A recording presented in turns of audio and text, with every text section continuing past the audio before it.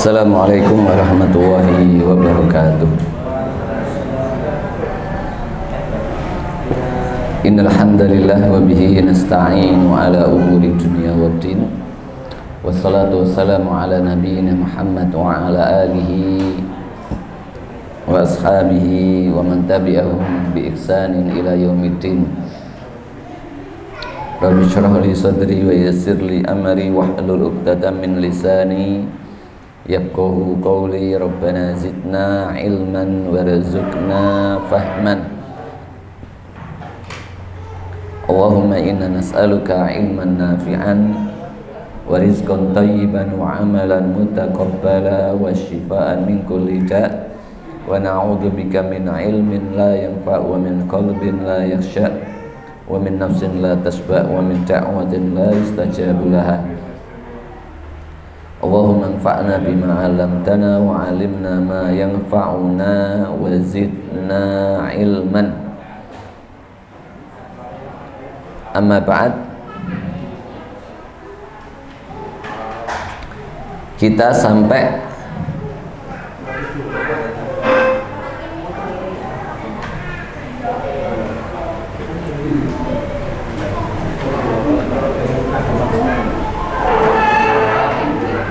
sekarang 47.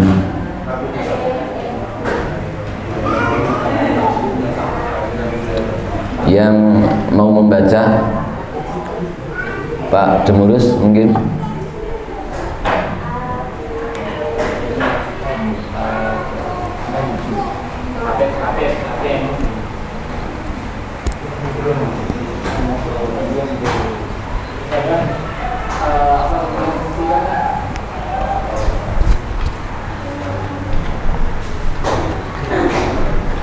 Ustaz Fajar.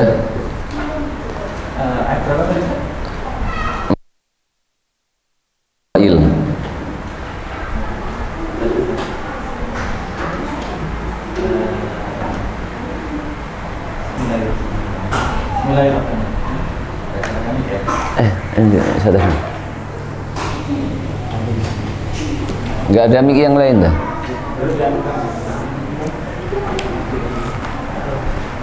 Kalau tafsirnya di Sumatera.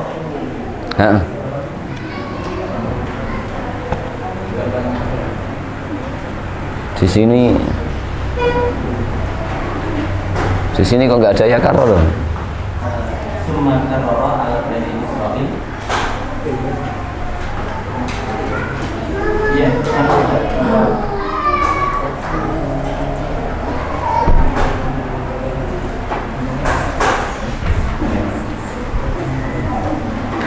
Bismillahirrahmanirrahim. Qala al-musannif rahimahullah ta'ala fi kitabihi wa nafa'ana bihi wa bi ulumihi fid dharaini amin.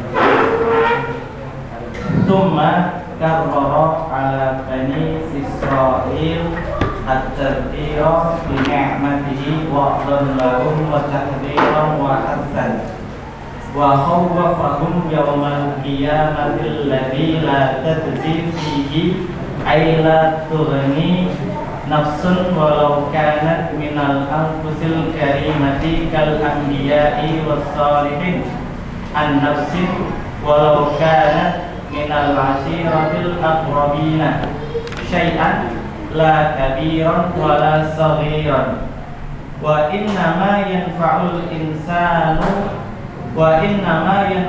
insana amaluhu alladhi qaddamahu wa la yuqbalu minha ay an-nafsi syafa'atun li ahadin biduni iznillahi wa ridahu anil masfu'i lahu wa la yarda minal amali illa ma uridu bihi wajhuhu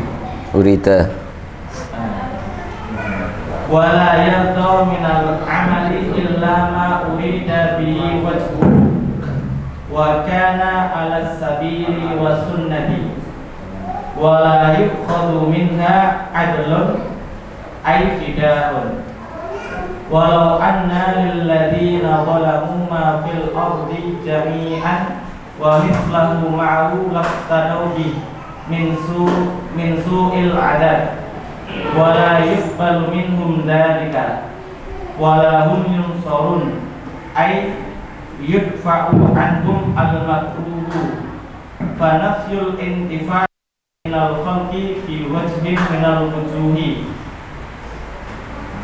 fa nafal intifa'a minal khalqi fi wajhin minal wujuhi fa qawluhu la tajzi nafsun an nafsin syai'an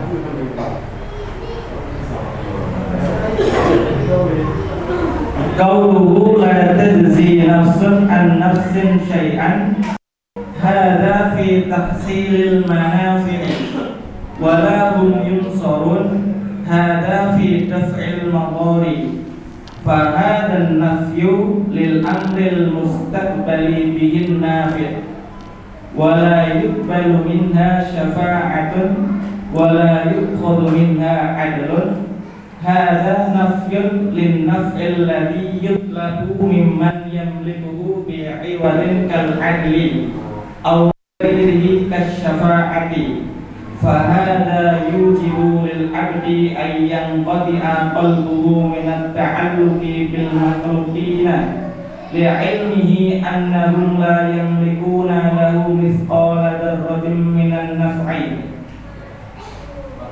wa ay yu'alliqahu billahi alladhi yajlibul manafi'a wa yadfa'ul madara fa ya'buduhu wahdahu la syarika wa yasta'inuhu ala ibadati. Baik.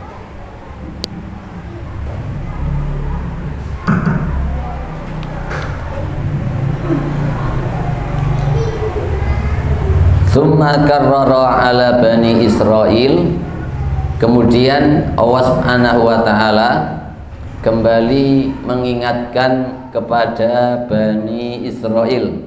Sebagaimana yang telah kita katakan, Israil adalah nama lain dari Nabi Ya'qub alaihissalam. Bi ni'matihi, dengan kenikmatan yang Allah Subhanahu wa taala telah berikan kepada mereka. Wa'dzan, sebagai bentuk mau'idzah atau peringatan atau nasihat, lahum, untuk mereka, wa tahdziran, dan juga peringatan, wa hassan, dan juga bentuk dorongan untuk mereka. Ini juga sama kepada diri kita, bahwa yang namanya mengingat kenikmatan itu nantinya akan membangkitkan kita terhadap sebuah amalan yang Allah Subhanahu wa taala akan meminta pertanggungjawaban kepada kita atas nikmat-nikmat yang telah Allah Subhanahu wa taala berikan.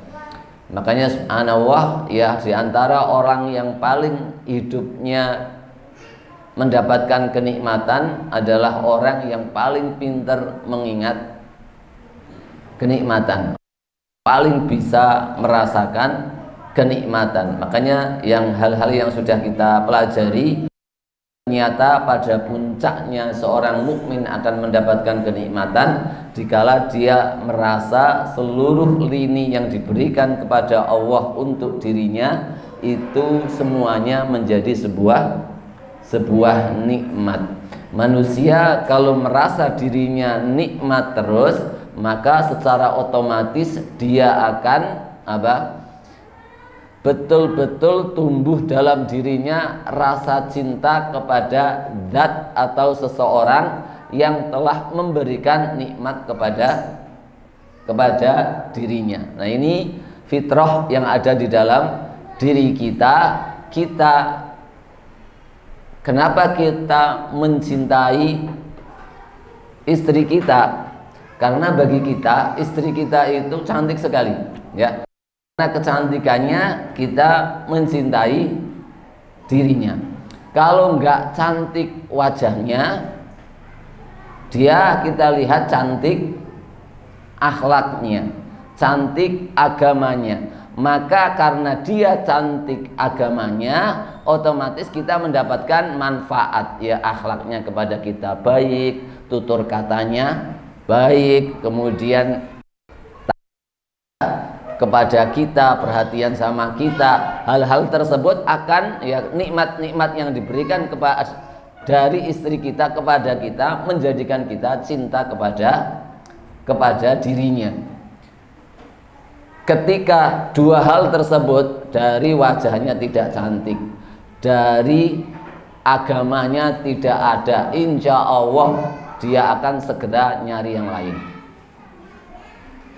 Karena secara otomatis ya, begitu juga hamba kita ini akan sangat susah sekali mencintai Allah Subhanahu wa taala manakala lini-lini yang terjadi pada diri kita itu kita rasakan bahwa itu bukan merupakan nikmat bagi kita. Kita rasakan syariat sholat beban bagi kita. Kita rasakan zakat, syariat zakat beban bagi kita. Puasa beban bagi kita. Akhlak beban bagi kita. Semuanya beban. Akhirnya rasa cinta ini susah sekali untuk tumbuh. Sementara orang mukmin itu walladzina amanu asyaddu hubban lillah, di situ mulai tumbuhnya cinta. Maka di sini Allah Subhanahu wa taala sembari terhadap nikmat-nikmat agar supaya mereka kembali, ini juga pesan bagi kita diingatkan terhadap nikmat-nikmat agar supaya kita menambah rasa syukur kita dengan beribadah kepada Allah Subhanahu wa taala. Saya sangat terkesan sekali apa yang diucapkan oleh A'agim. A'agim itu prinsipnya kalau dapat nikmat itu beliaunya malah agak sedikit kebingungan. Kebingungannya gimana? Nikmat ini saya merasa belum bisa mensyukurinya, sudah datang nikmat yang lain. Terus gimana mensyukurinya? Ini kan tingkatan luar biasa sekali. Di sisi lain ada orang yang nikmat ini belum disyukuri tapi dia merasa kurang. Mosok nikmatnya hanya begini, minta tambah, sampai seperti yang disabdakan oleh Rasulullah SAW bahwa manusia itu perutnya tidak akan penuh walaupun diisi emas selembah gunung pun, kecuali akan kenyang kalau diisi tanah alias mati. Ya, ini ketika seseorang muncul ingat terhadap nikmat-nikmat Allah, maka akan membangkitkan dirinya untuk beribadah kepada Allah Subhanahu wa taala. Wa khawwafa yaumal qiyamah. Di sisi lain Allah Subhanahu wa taala juga mengingatkan mereka dengan menakut-nakuti mereka biyaumil qiyamah, dengan hari kiamat yang kondisinya alladzi la tajzi fihi ay la tughni nafsun, yang di dalamnya itu tidak akan bisa memberikan manfaat. Ay la tughni nafsun, sebuah jiwa tidak akan memberikan manfaat walau kanat minal anfusil karimah, walaupun seseorang itu dari orang mulia, kal anbiya was sholihin, seperti para nabi dan juga orang-orang soleh, akan bisa memberikan manfaat sedikit pun di hari kiamat. Bahkan di awal kebangkitan manusia pun ya, manusia saking bingungnya datang kepada Nabi Adam alaihissalam, kemudian datang kepada Nabi Ibrahim, kepada Nabi Musa, kepada Nabi Isa, kepada nabi-nabi semuanya. Mereka semua mengatakan nafsi, nafsi, diriku, diri kalian, urus diri kalian sendiri. Kemudian mereka datang kepada Rasulullah SAW yang telah diizinkan oleh Allah untuk memberikan syafaat pada saat itu, sehingga semuanya tidak bisa memberikan manfaat kecuali yang diizinkan oleh Allah Subhanahu wa taala memberikan manfaat dan syafaat. Wa kanat mimman minal insan minal ashirah al akrobin, walaupun orang tersebut atau jiwa tersebut dari keluarga yang paling dekat, syai'an sama sekali, la kabiron wala soghiron, tidak itu besar, tidak itu kecil, wa innama yang faul insana, akan tetapi yang bisa memberikan manfaat bagi manusia itu amalnya, ya. Yang bisa memberikan manfaat bagi manusia itu amalnya. Alladzi qaddamahu, yang dia telah persembahkan, dan juga tidak diterima dari jiwa tersebut ay an-nafsu syafa'ah. Syafa'ah itu apa namanya bahasa Indonesianya? Rekomendasi, ya. Ya, syafa'ah itu rekomendasi. Syafa'ah li ahadin, bagi seorang pun, biduni idnillahi waridahu, tanpa seizin Allah Subhanahu wa taala dan ridhonya Allah, anil masyfu', kepada orang yang diberi syafaat. Jadi syafaat itu ada dua syarat. Yang pertama adalah Allah mengizinkan kepada hamba tersebut untuk memberikan syafaat. Yang kedua adalah yang diberi syafaat itu adalah orang yang diizini Allah untuk diberikan syafaat, dan diantaranya adalah min ahli tauhid. Jadi syarat nanti syafaat itu ada dua. Yang pertama, Allah memberikan izin. Ini menjadikan apa? Hati kita memutuskan seluruh ketergantungan kita kepada selain Allah Subhanahu wa ta'ala. Karena apa? Orang yang paling soleh pun nanti tidak bisa memberikan manfaat, syafaat, perlindungan apapun kecuali Allah mengizinkan dia untuk memberikan syafaat. Kalau Allah sudah memberikan izin pun, ya, dia tidak akan bisa memberikan syafaat itu kepada orang yang tidak diridhoi Allah, alias orang yang perbuatannya adalah perbuatan syirik. Ya, harus min ahli tauhid. Wala yardha minal amali illa ma urida bihi wajhuhu, dan Allah tidak meridhoi dari sebuah amalan kecuali apa-apa atau amalan itu urida bihi, diinginkan dengan amalan tersebut atau diniatkan amalan tersebut untuk mendapatkan wajah Subhanahu wa ta'ala, wa kana, dan amalan itu ala sabili was sunnah, berdasarkan di atas jalan yang benar, yaitu di atas jalan Al-Quran was sunnah.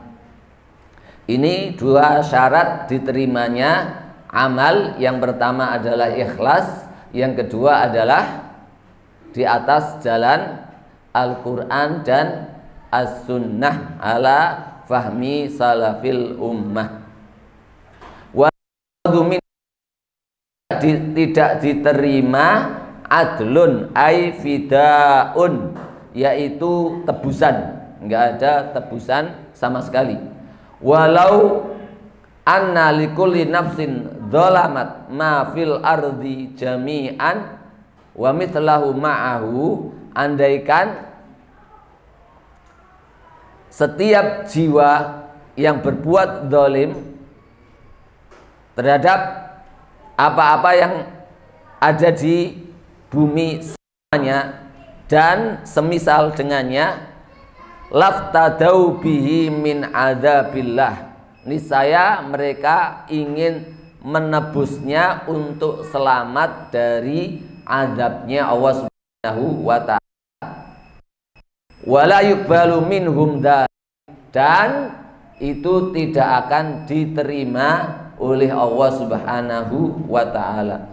Wala hum yunsarun, dan mereka tidak akan ditolong ay yadfa'u anhumul makruh, yaitu menangkal dari mereka sesuatu yang tidak mereka sukai dari adab Allah Subhanahu wa taala. Fanafal intifa'a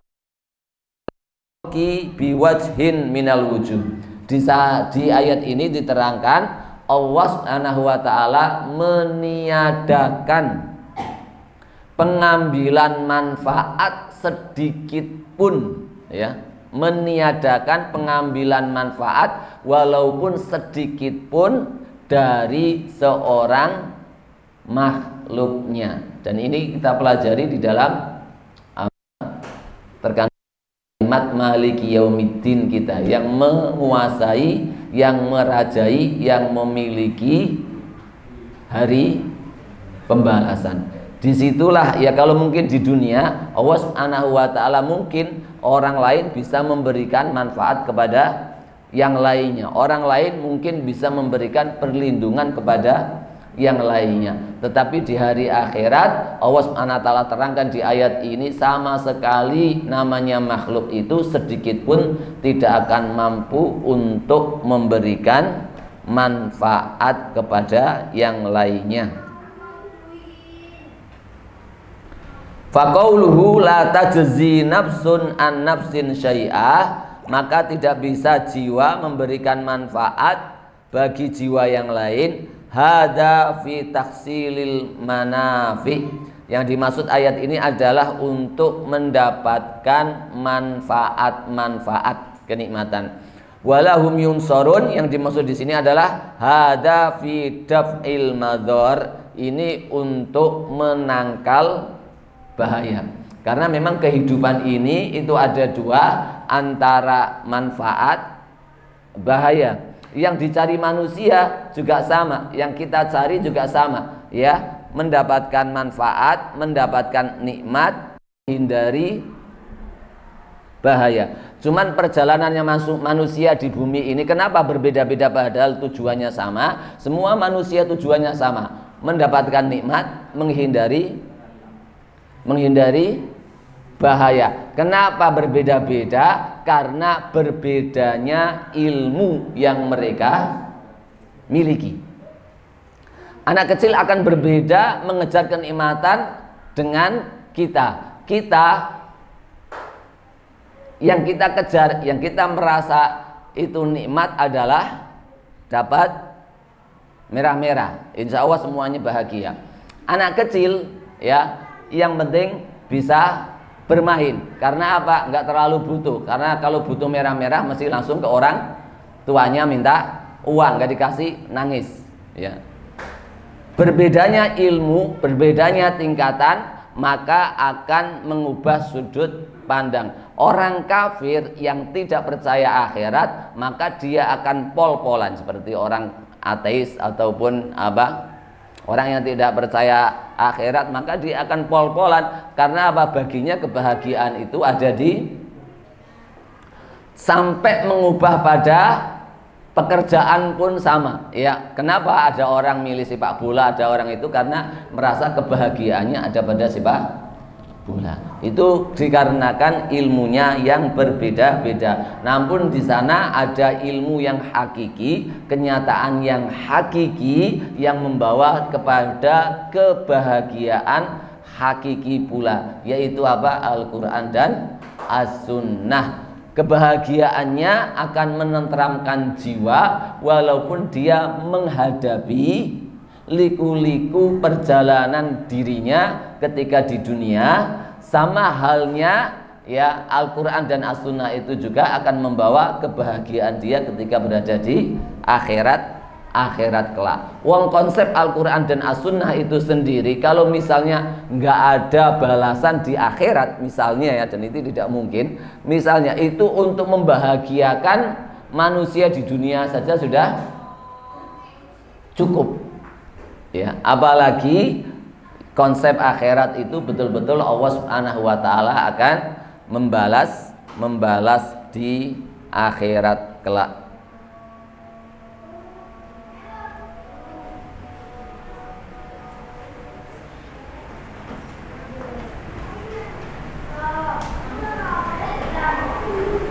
Endi mau?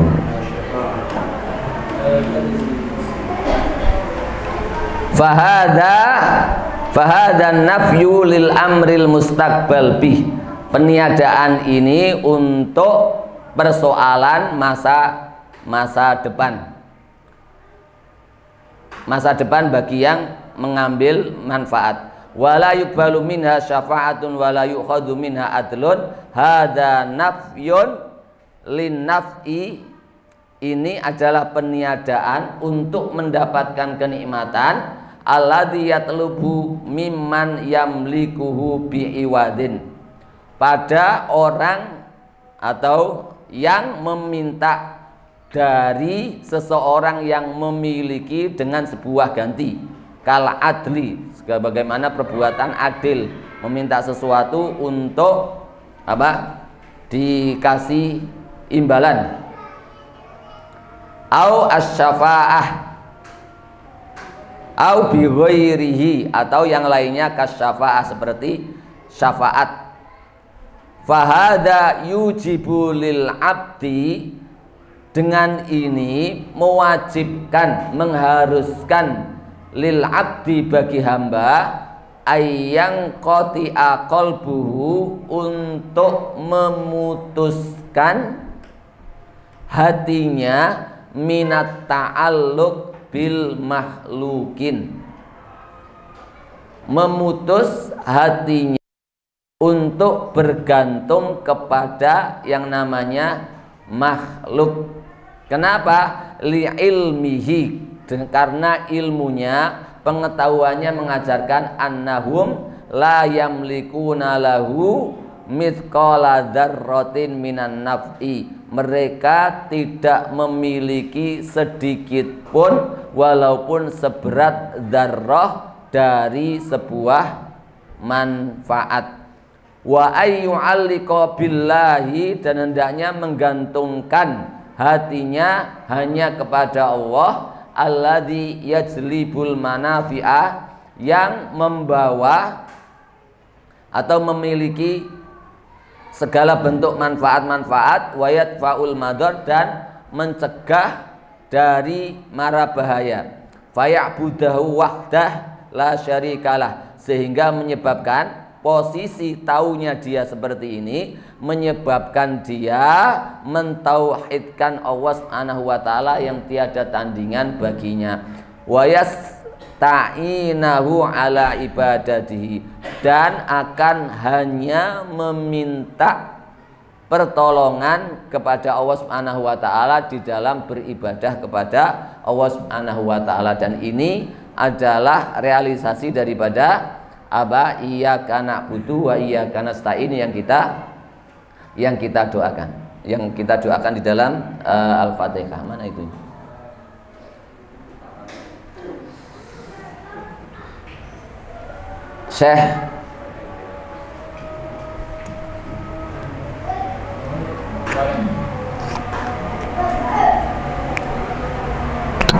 Syekh Muhammad Hasan dari Mesir, ya. Beliau mengatakan bahwasanya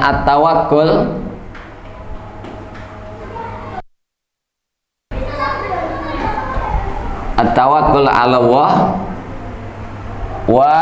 wal i'timad alaihi syartun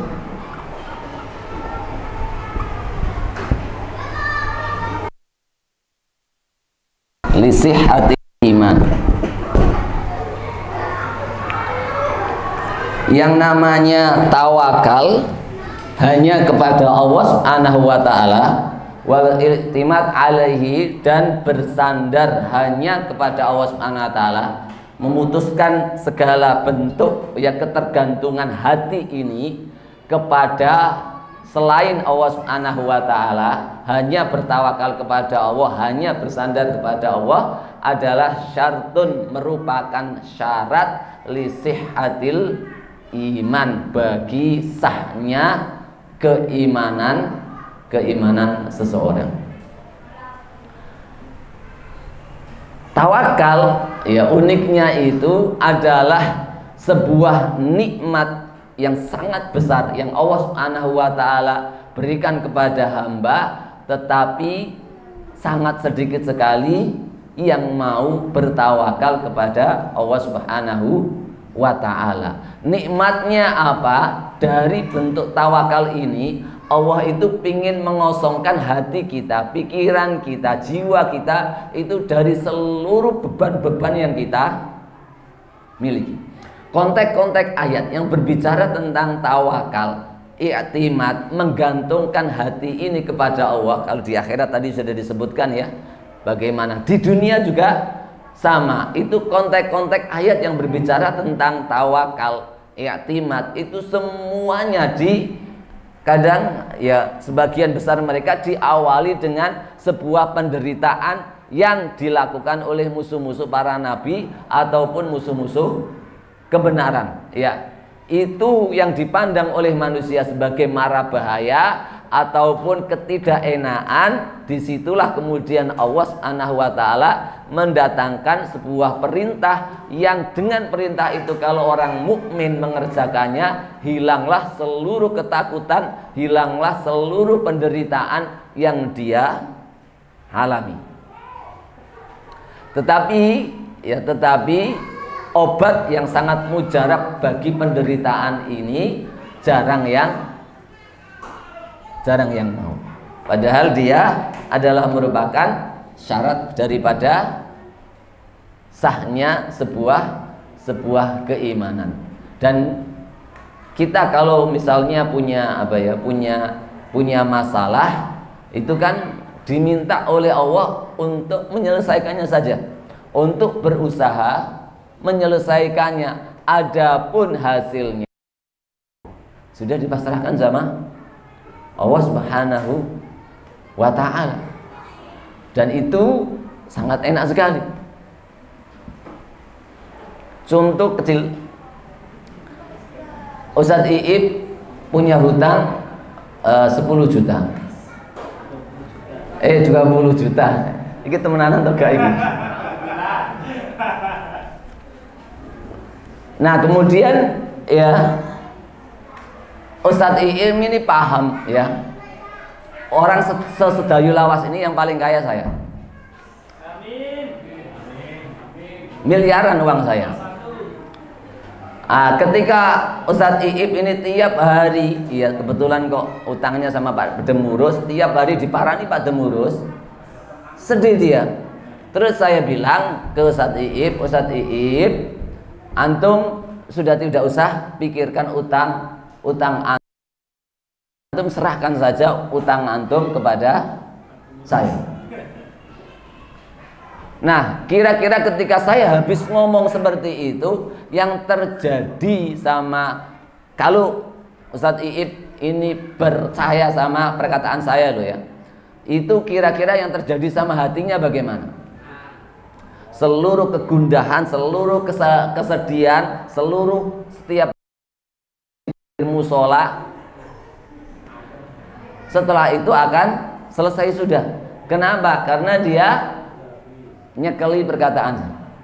Nah itu dikatakan oleh Allah Subhanahu wa ta'ala,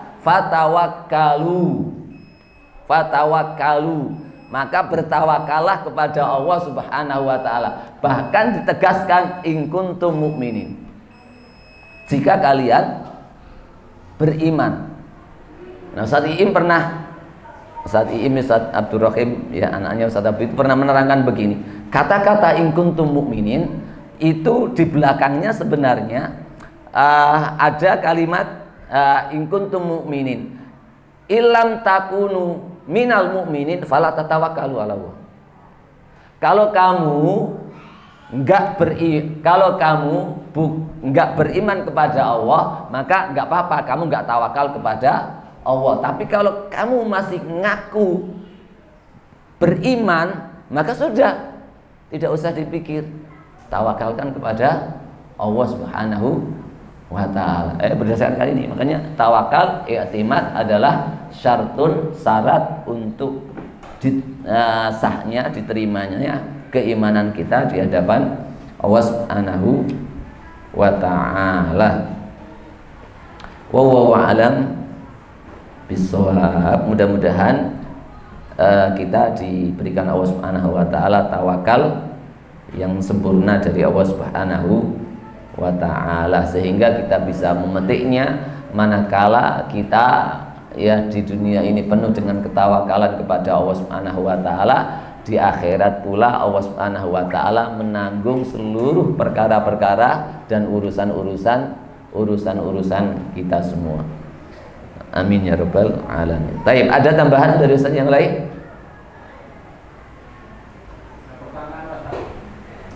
Pertanyaan, ya silakan. Ini Pak, ada seseorang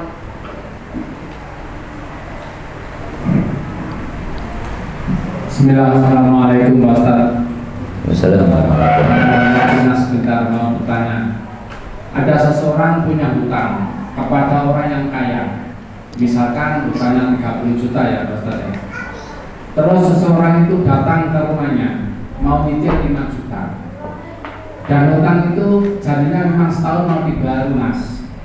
Nah, dan seseorang yang hutangi tadi ngomong kepada orang yang kaya tersebut, Bapak, saya mohon maaf, setelah hutang Bapak itu langsung sakit, nggak bisa bekerja sampai sekarang ya. Nah ini anak saya ngumpul duit ini, alhamdulillah dapat 5 juta ini untuk cicilan hutang saya, hutang saya mau gitu ya. Nah, terus orang kaya tersebut ngomong gini, Pak Ustaz, apakah kamu masih punya kebutuhan rumah tangga? Ya masih toh Pak Ustaz, ya masih toh Pak Ustaz gitu. Terus akhirnya kalau masih punya kebutuhan nggak usah uang itu bawa saja. Saya akhirnya orang tersebut ngomong, Pak, mohon maaf ya, selagi nafas itu masih ada, manusia itu pasti butuh uang itu, nggak butuh. Ya makanya nggak apa-apa, bawa saja. Loh, nah ke bawah saja gimana? Kalau bagaimana saya mati duluan, makanya contoh saya ya. Kalau saya mati duluan gimana Pak? Ya nggak apa, saya ikhlaskan. Oke, kalau Bapak yang mati duluan, ya nggak apa, saya ikhlaskan. Apakah Bapak mati nanti nggak bayar kepada anaknya? Nggak usah, saya ikhlaskan. Nah terus utang ini gimana? Nggak apa, bawa saja uang 5 juta itu. Nah terus utangnya 30 juta Pak. Nah terus 5 juta mau cicil nggak mau. Sedangkan manusia itu selagi masih hidup itu masih butuh uang. Oh sudahlah, nggak apa-apa, saya ikhlaskan saja. Nah terus saya kira bukan ikhlasnya, nanti saja kalau sudah nggak butuh. Nah manusia kan masih butuh kata sampai mati. Nah ini bingungnya saya di situ Mas. Keramik masih membutuhkan. Kalimat masih membutuhkan. Ya ini sudah terjadi, aku nggak mau takut bisa lo tertarik tahu orangnya. Tapi dia merasa dari kasar. Nah itu bingung kata. Kan nanti saja kalau sudah nggak butuh, sudah enggak, kasih ke saya. Picen nggak apa-apa lah. Tolong Pak Ustaz kasih penjelasan gimana. Saya kira itu. Apabila saya mati masih beban nggak gitu Pak Ustaz? Saya kira satu itu jenengan diantaranya adalah saya salah tangkap. Yang dimaksud kalau jenengan butuh itu jenengan tidak ada lagi yang dimakan. Andaikan jenengan ngomong begini, jenengan butuh makan enggak? Ya butuh toh, semua orang selamanya akan butuh.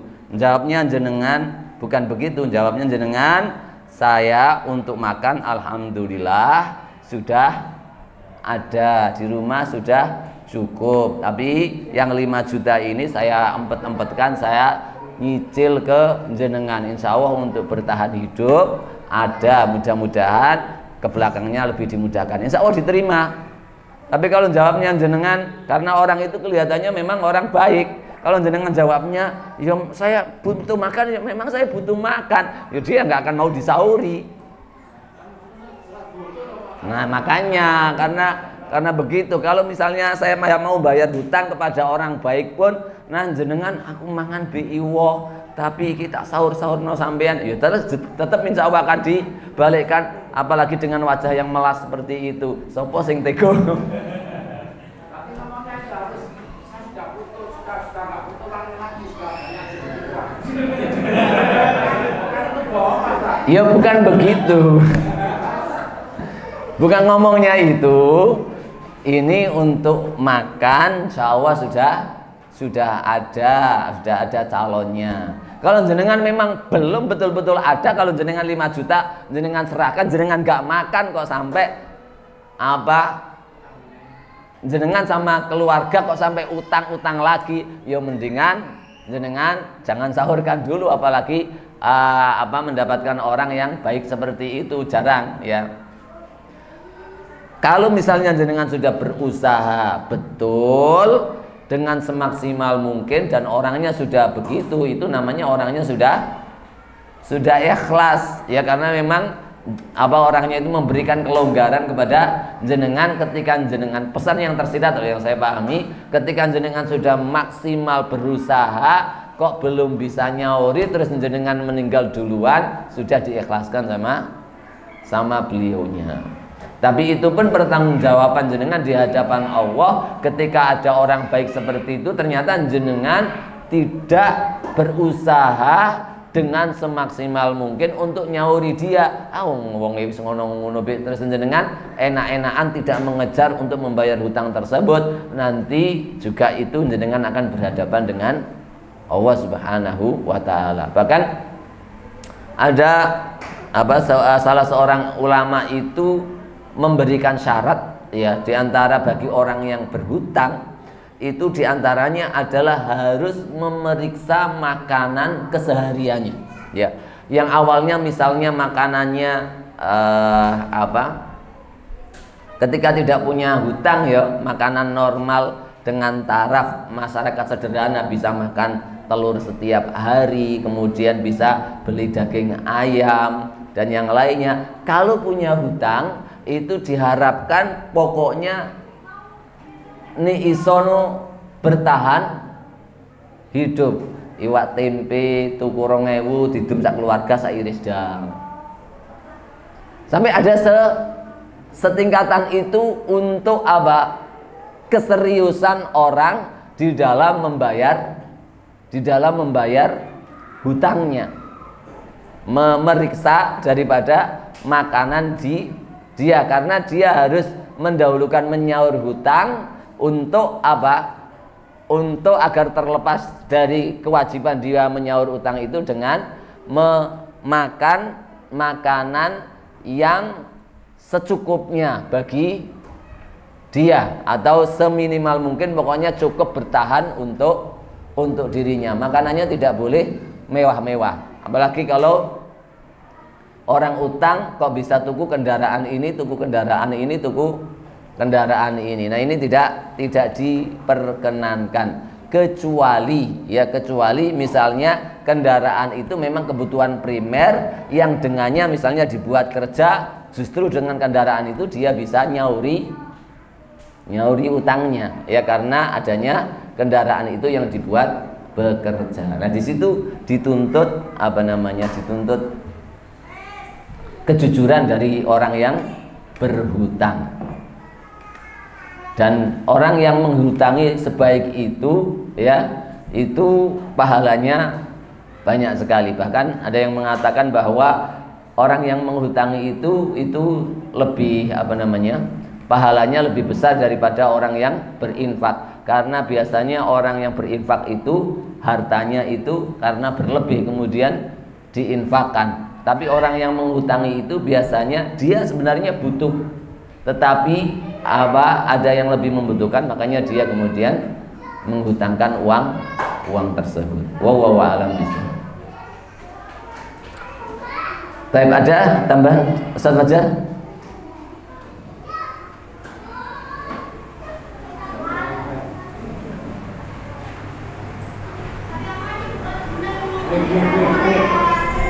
Mik Ustaz Adik. Pak Fajar.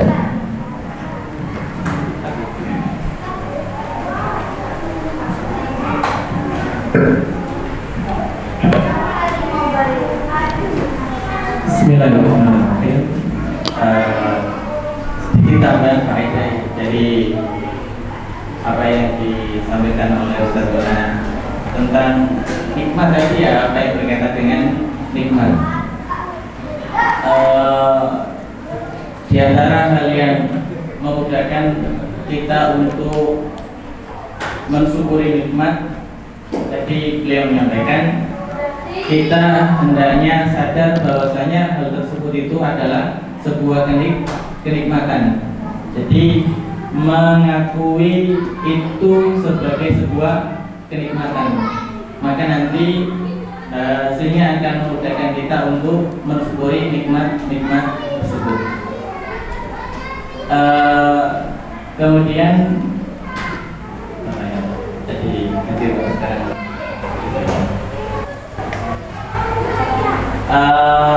ini Ustaz dan Ustazah semuanya ya, ada faedah sedikit dari apa yang kita temukan di kitab Al-Wabilus Shayyib karya Ibnu Qayyim rahimahullah ta'ala tentang apa yang kaitannya dengan nikmat ya, nikmat. Kita para hamba ini, kata beliau, memang semestinya berjalan menuju Allah itu dengan dua hal. Kalau penulis mengatakan bijanahai, dengan dua sayap. Yang pertama musyahadatul minnati, menghadirkan nikmat-nikmat karunia Allah. Kita hendaknya selalu nampak pada diri kita kenikmatan dari Allah Subhanahu wa ta'ala. Apa saja yang ada pada diri kita ini tidak lepas dari kenikmatan Allah. Pertama tadi musyahadatul minnah. Kemudian yang kedua itu adalah mutola'atu aibin nafsi wal amal,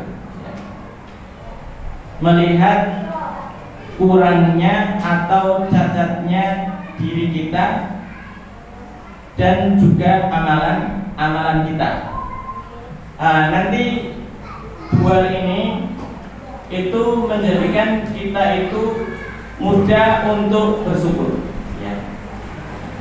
Asatidz semuanya dan ustadzah, dua poin ini yang mana penulis itu mengatakan hendaknya seseorang menuju kepada Allah dengan dua hal ini, musyahadatul minnah dan mutola'atu aibin nafsi wal amal, itu diambil dari hadis yang menceritakan atau memuat Sayyidul Istighfar ya, Sayyidul Istighfar yang kita tahu semua, yang bunyinya Allahumma anta Rabbi la ilaha illa anta khalaqtani wa ana abduka wa ana ala ahdika wa wa'dika mastata'tu. Kemudian wa abu laka binikmati, abu laka bidanbi, abu laka bidanbi wa abu laka binikmati ya. Gitu ya. Abu laka binikmatika alayya wa abu bidambi faghfirli. Abu laka alayya binikmati wa abu laka bidambi. Di poin ini para asatidz dan ustadzah, abu laka alayya binikmati, saya mengakui nikmat-nikmat panjenengan ya Allah kepada saya. Maka di sini adalah musyahadatu al-minnah. Kemudian wa abu laka bidambi. Di sini adalah mutola'atu aibi nafsi wal amal. Dengan dua hal ini, pertama akan melahirkan kita untuk memudahkan bersyukur. Kemudian dengan yang kedua akan menjadikan kita merasa bahwasanya kita ini adalah dzul, rendah, dan juga akan melahirkan dorongan untuk selalu terus bertobat dan berbuat baik. Kenapa? Karena darinya akan muncul perasaan, misalkan ya Allah, kebaikan-kebaikan yang telah jenengan berikan kepada saya sangatlah banyak, akan tetapi saya di dalam mensyukurinya kurang, terus turun kenikmatan dari panjenengan, padahal diri saya ini kurang, misalkan di dalam beribadah. Saya sebenarnya misalkan kurang pantas ya Allah untuk mengajar, tapi jenengan tetap tempatkan saya di barisan para pengajar. Maka hal ini memudahkan kita untuk mensyukuri nikmat. Jadi di sini ingin menyampaikan bahwasanya di antara sesuatu yang bisa memudahkan kita untuk mensyukuri nikmat ya adalah tadi ya, kita selalu musahadatul minah dan selalu mushola'atu aibi nafsi wal amal, sehingga akan lahir terus kecintaan dan rasa bersyukur kepada Allah. Demikian saja. Jazakumullah khairan. Sudah Fajar, tambahan yang luar biasa ya. Salah satu cara atau salah satu kunci untuk kita senantiasa memperbaiki ibadah kita, senantiasa menambah rasa syukur kita kepada Allah Subhanahu wa taala adalah dengan dua cara yang disebutkan oleh Ustaz Fajar, yaitu mengingat nikmat-nikmat dan mengingat keterbatasan kita, mengingat kenikmatan Allah kepada kita, dan mengingat keterbatasan dan kezaliman yang kita miliki di dalam mensyukuri ataupun beribadah kepada Allah Subhanahu wa taala. Saya ibaratkan begini para asatid ya, anak itu kalau kita di masa kecil itu ya, kita belum tahu apa-apa, belum tahu ilmu apa-apa dan yang lainnya, itu kita dikasih orang tua kita itu berbagai kebaikan. Kita pensolat sono, pensolat sini, nopakal sono, nopakal sini, bahkan diperintah nggak taat dan yang lainnya. Tetapi uniknya orang tua kita itu selalu baik sama kita, selalu memaafkan kita, selalu memberi kita. Nah, di saat orang tua itu sudah tidak ada ataupun meninggal ataupun yang lainnya ataupun nggak meninggal lah, ketika kita nyampe pada puncak kesadaran kita dewasa, kita ngiling-ngiling, ya Allah betapa sayangnya orang tua sama saya. Aku belengi koyo mengkono kok ibuku sek apike koyo ngono, aku nopak kali ngono, bapakku kok sek ngono. Maka sekali ada yang ngelokno bapak ibu kita, mempengnya kita bukan main. Kita cintanya bukan main sama bapak ibu yang baru memberikan kenikmatan-kenikmatan yang sangat terbatas kepada kita, dan apalagi akan muncul penyesalan yang sangat luar biasa sekali manakala kita belum punya kesempatan membalas kebaikan orang tua sementara orang tua sudah tidak ada. Perasaan itu ya, kalau kita hadirkan dengan keimanan kita, maka manakala iman ini, kacamata iman ini, kita mampu melihat bahwa seluruh yang diberikan oleh Allah Subhanahu wa taala itu betul-betul memang dari Allah. Ya, kalau kita mengingat nikmat memandang ini saja, tidak akan bisa merasakan ya nikmatnya memandang kecuali seseorang itu sudah buta atau picek. Coba jenengan jajal merem telung dino telung bengi, ojo buka.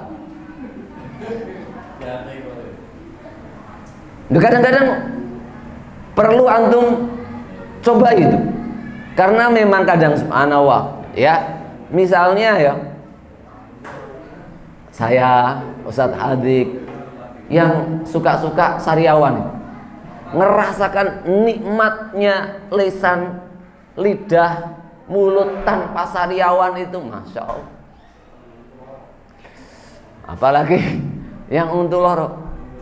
Makanya diantara fungsi Allah sedikit mencabut itu, walaqad akhadnahum bil ba'sa'i wad-dharra'i la'allahum yatadarraun. Aku menimpakan kepada mereka itu musibah ataupun rasa sakit ataupun yang lainnya, la'allahum yatadarraun, agar supaya mereka tahu dan kemudian kembali DP kepada Allah Subhanahu wa ta'ala. Antum kalau pingin merasakannya, coba itu. Coba antum tutup mata antum ya, 3 hari 3 malam. Apa yang terjadi? Ya, nanti keluar ucapan sebagaimana doa yang disebutkan Ibnu Qayyim, abu'u laka bi ni'matika alayya ala ain wa abu'u bi dzambi, dan aku mengakui betapa banyaknya maksiat yang dilakukan oleh mata ini. Mau makan susah, minta bantuan orang lain, atau gerayang-gerayang, mau mandi susah, mau milih pakaian susah, mau apa susah, itu baru mata. Coba antum cancang kaki antum gak bisa jalan 3 hari. Antum susah bertemu teman, antum sudah susah melihat keluar, antum gak bisa kerja, antum menjadi rawat-rawatan, antum apa saja minta ambil, perasaan antum membebani orang lain. Apakah itu saya alami selamanya? Cuma 3 hari saja merasa tidak punya kaki. Nanti akan terasa, ya Allah, nikmat kaki ini, itu mensyukurinya bagaimana? Nah, ini untuk memahamkan kita kepada tadi, abu'u laka bi ni'matika alayya wa abu'u bi dzambi, itu akan betul-betul tertancap. Nah, ketika kita mampu untuk merasakan dengan bentuk keimanan bahwa semuanya itu kenikmatan-kenikmatan yang Allah berikan, sementara diri kita sangat jarang sekali mensyukurinya, maka itu akan menjadi pendorong bagi kita untuk segera kembali kepada Allah Subhanahu wa ta'ala. Bahkan zikir kita, subhanallah walhamdulillah wala ilaha illallah wallahu akbar wala haula wala quwata illa billah, atau astagfirullahaladzim. Subhanallah, apa makna subhanallah ini? Maha suci Allah. Di antaranya adalah yang paling min abrazi ma'aniha, subhanallah, maha suci Allah dari segala bentuk kedzaliman. Jadi apapun yang terjadi sama kita itu tidak ada kedzaliman Allah kepada kita sedikit pun. Semuanya adalah kebaikan. Diri kita lah yang zalim. Allahumma la ilaha illa anta subhanaka inni kuntu minadz dzalimin. Walhamdulillah, ketika kita merasa diri kita ini yang zalim, ada itu yang zalim, maka kita disuguhkan pada alhamdulillah, kita merasakan seluruh kenikmatan-kenikmatan yang Allah Subhanahu wa ta'ala berikan kepada kita. Nah, inilah jiwa kita. Ketika kita bawa kepada tadi, maka subhanallah akan menjadikan dorongan yang sangat kuat dalam diri kita. Ini yang ditambahkan oleh Ustaz Fajar. Barakallahu fiik. Yang lainnya? Terakhir Ustaz Agus. Ustaz Azik. Mikrofon.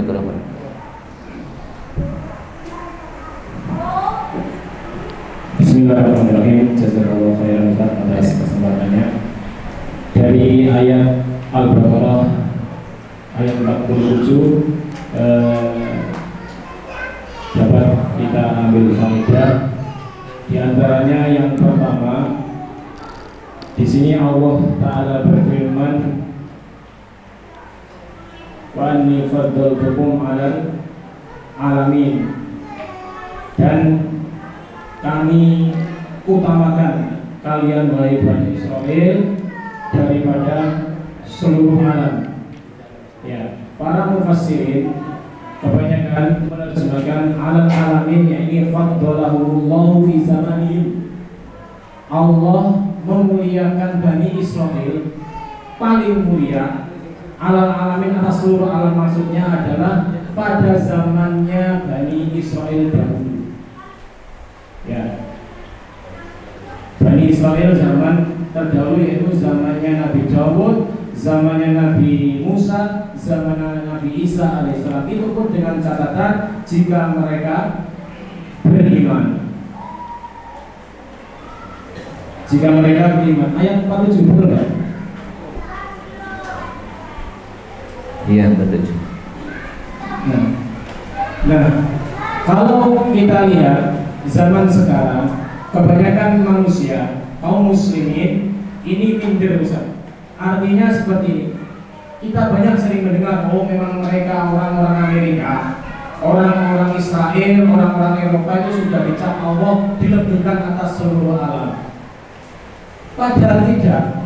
Karena Allah Ta'ala berfirman, kuntum khairu ummatin ukhrijat linnas. Maka umat manusia yang paling terbaik sekarang zaman now adalah umatnya Nabi Muhammad. Maka sang juara seharusnya tidak pernah minder. Kalau umat muslim sudah minder dahulu, bagaimana mau juara? Kalau mau tanding sudah minder pada lawannya, bagaimana mau juara? Kemudian Allah sifati lagi, ta'muruna bil ma'ruf wa tanhauna 'anil munkar. Dengan syarat kalian umat terbaik, syaratnya kalian menegakkan amar ma'ruf, mengajak manusia untuk melakukan kebaikan. Wa tanhauna 'anil munkar, dan mencegah kemungkaran. Artinya ketika umat Muhammad SAW ini melakukan amar ma'ruf nahi munkar, maka dia menjadi umat yang terbaik dan dia harus pede. Adapun ketika dia mengaku adalah umat yang terbaik tapi tidak melakukan amar ma'ruf nahi munkar, maka disebut kepedean. Dan sang juara tidak pernah kepedean. Sang juara tidak pernah kepedean. Orang yang kepedean akan nyungsep di akhirnya. Ini perkara fadl hukum alal alamin. Kemudian yang kedua, tadi disebutkan Ustaz Fajar tentang cara menikmati nikmat Allah. Sekarang adalah tanda orang yang bersyukur atas nikmat Allah. Abdul Hazim pernah mengatakan di kitabnya Jami'ul Ulum wal Hikam, ini seingat saya itu ada di kitab tersebut. Beliau mengatakan kullu nikmatin la tuqarribu minallahi azza wa jalla fahiya bariyatun. Itu cirinya. Seluruh kenikmatan yang diberikan kepada Allah, kepada seorang hamba, kemudian dengan nikmat itu tidak mendekatkan kepada Allah, maka nikmat itu sebagaimana musibah. Diberi nikmat mata, mulut, rezeki, kekuatan, waktu luang, tapi tidak digunakan mendekatkan diri kepada Allah. Diberi kenikmatan HP digunakan untuk bermaksiat kepada Allah, maka itu tidak diberi, maka menjadi musibah bagi dirinya. Maka kita balik bahwasanya ketika Allah ini memberikan kenikmatan, lalu orang tersebut tidak menggunakan nikmat tersebut mendekat kepada Allah, biasanya kebanyakan ya Ustaz, nikmat tersebut diganti musibah oleh Allah. Dicabut sebagian kesehatannya, dicabut sebagian rezekinya agar dia mendekat kepada Allah. Suatu ketika saya pernah bertemu seseorang, ini kisah nyata. Saya melihat dia ini waktu muda dulu masuk seorang bos besar, yang banyak hartanya, dia memiliki rumah dan anak-anak yang lain.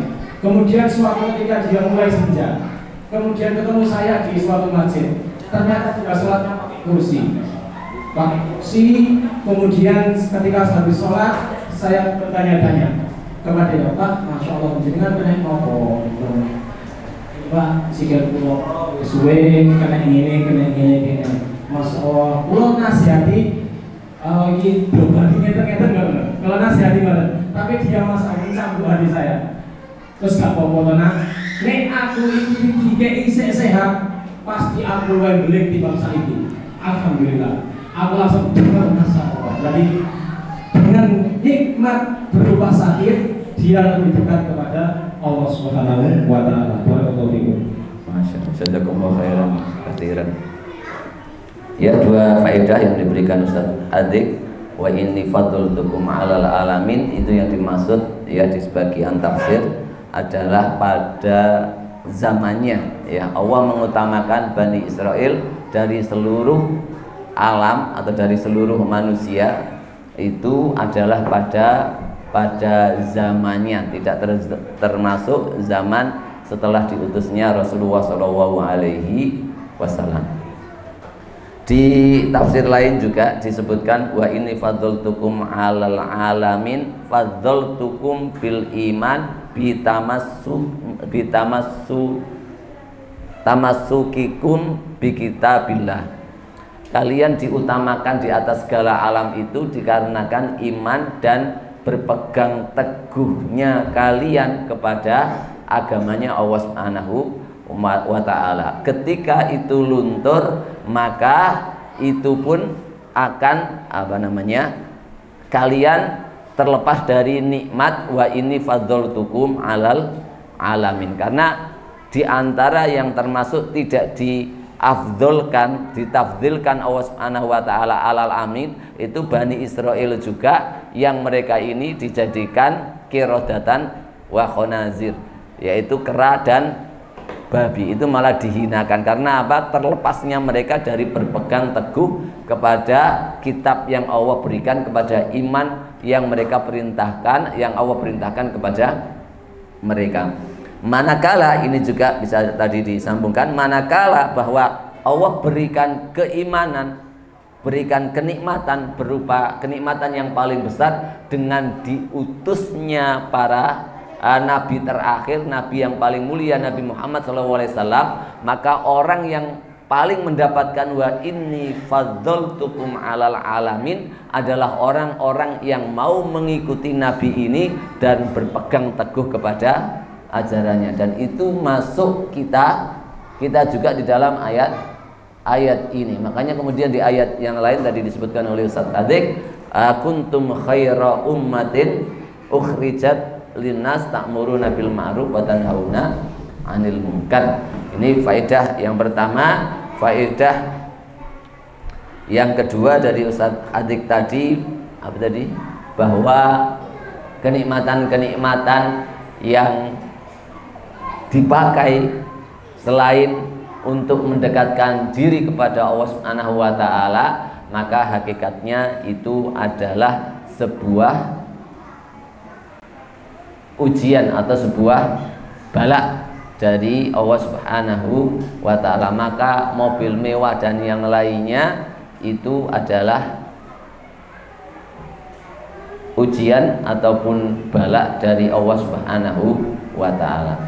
Adapun yang masih dicintai oleh Allah Subhanahu wa taala, maka orang ketika dicintai Allah ada berbuat maksiat, itu kadang-kadang diingatkan oleh Allah Subhanahu wa taala dengan dicabutnya, diambilnya.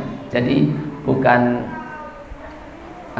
bukan Allah mengadab, tetapi Allah mencabut sebagian kenikmatan yang ada pada dirinya, sehingga dia kembali kepada Allah. Sehingga seperti yang dicontohkan tadi, ya, ketika dia tidak bisa berjalan, dia mengatakan bahwa kalau saya bisa berjalan, mungkin saya akan jadi nakal dan tidak duduk di masjid ini. Dan itu juga sering kadang menimpa kita. Kita kadang kemudian badan panas dan yang lainnya, zikir kita kenceng, barang kita sewehat, kadang-kadang kita lupa untuk banyak berzikir kepada Allah Subhanahu wa ta'ala. Maka perlu kita tumbuhkan kesadaran ini. Karena memang namanya Allah kalau cinta kepada kita, Allah kadang cinta kepada kita, Allah itu selalu ingin mengingatkan kita. Kalau kita lupa, kita diingatkan oleh Allah Subhanahu wa ta'ala. Berbeda dengan orang kafir. Orang kafir berbuat jahat, zalim, ya sekalian mereka justru malah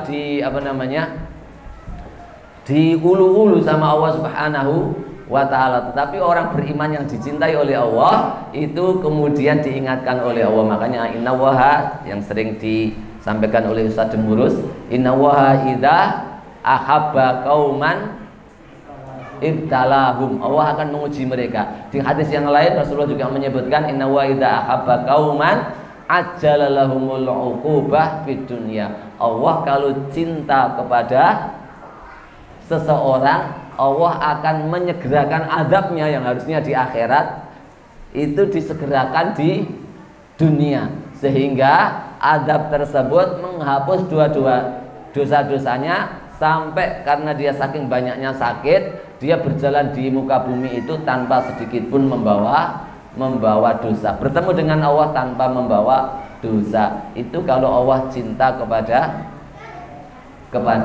kita.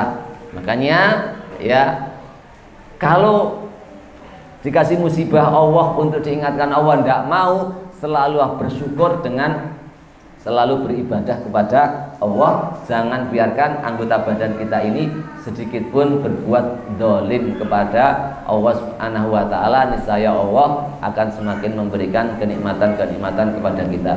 Dua-duanya bagi para salaf, dua-duanya nikmat. Ketika ditimpa sakit, dia paham itu adalah hukuman yang disegerakan Allah karena cintanya Allah. Yang kedua itu adalah kafarah bagi dirinya. Yang ketiga itu adalah peningkatan derajat di akhirat. Maka dia memandangnya juga sebuah nikmat. Kalau dikasih sehat, dia dipergunakan untuk taat kepada Allah, itu juga nikmat. Maka semuanya adalah nikmat yang perlu untuk kita jalani semua. Barakallahu fikum, jazakumullahu khairan katsiran. Mudah-mudahan setiap ilmu, ya walaupun kita belajar satu ayat, tetapi faedah sangat banyak sekali. Setiap ilmu yang kita pelajari di sini mampu kita amalkan, ya.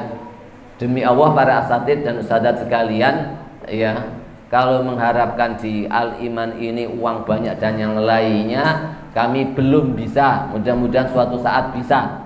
Belum bisa mengasih banyak, tetapi ilmu ini jauh lebih penting. Antum kita mampu memanajemen pikiran, memanajemen hati ini dengan Al-Quran dan As-Sunnah, itu kita akan mendapatkan kenikmatan senikmat-nikmatnya, sehingga kita bisa merasakan apa yang disampaikan oleh Ustaz Agus, tidak akan pernah bersedih, tidak akan pernah galau lagi, dan itu sejati-jatinya sebuah kenikmatan. Mari bersama-sama saling mengingatkan kepada hal tersebut untuk selalu bersyukur kepada Allah, meningkatkan ibadah kita kepada Allah Subhanahu wa taala dan isti'anah kita kepada Allah Subhanahu wa taala. Amin ya rabbal alamin. Subhanaka wa bihamdik asyhadu an la ilaha illa anta astaghfiruka wa atubu ilaik. Wabillahi taufik wal hidayah wal ridha wal inayah. Wassalamualaikum warahmatullahi wabarakatuh.